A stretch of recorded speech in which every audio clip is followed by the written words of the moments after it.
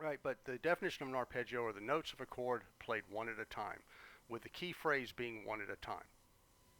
That's what makes a difference between these notes being a chord and an arpeggio. So if I played the 1 3 5, 1 2 3 4 5 6 7 1, just so 1 3 5 together, it's a chord.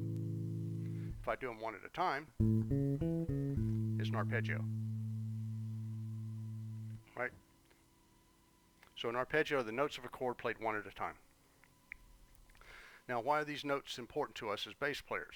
Well, if you look at the job of a bass line, it's in three parts. The first is groove, the second is rhythm, and the third is harmony.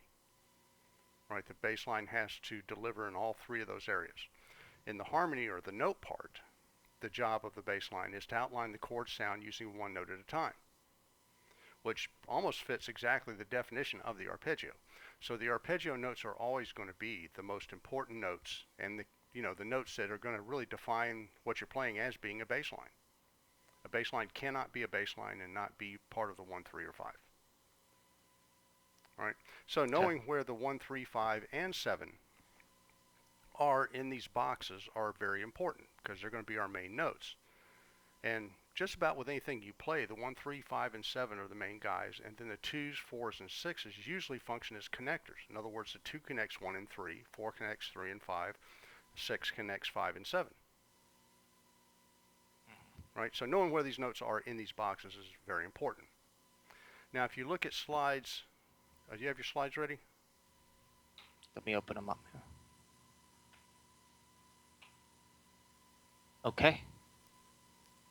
If you look at slides 7, 8, and 9, you'll see the arpeggio notes. In slide 7 will be the note name version.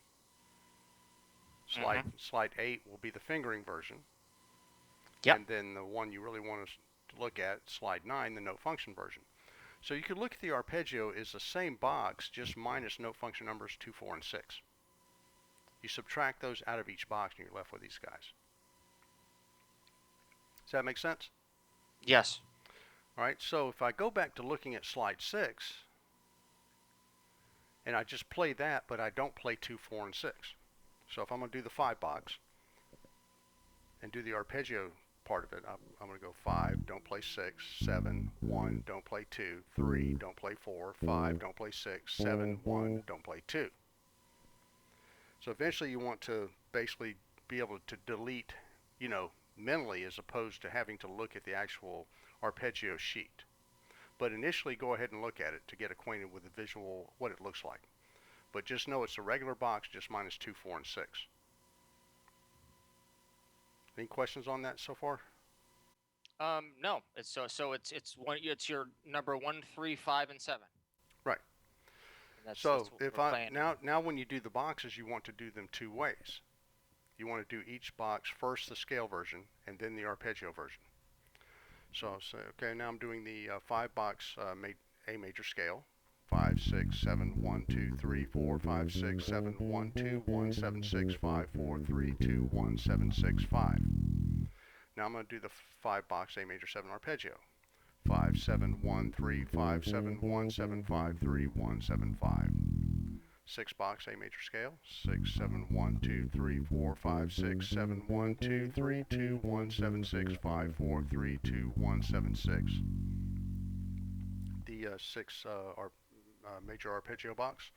7, 1, 3, 5, 7, 1, 3, 1, 7, 5, 3, 1, 7. Now you notice I'm calling it the 6 box, but I'm still starting on the 7 with the arpeggio. And that's because it's a member of the 6 box.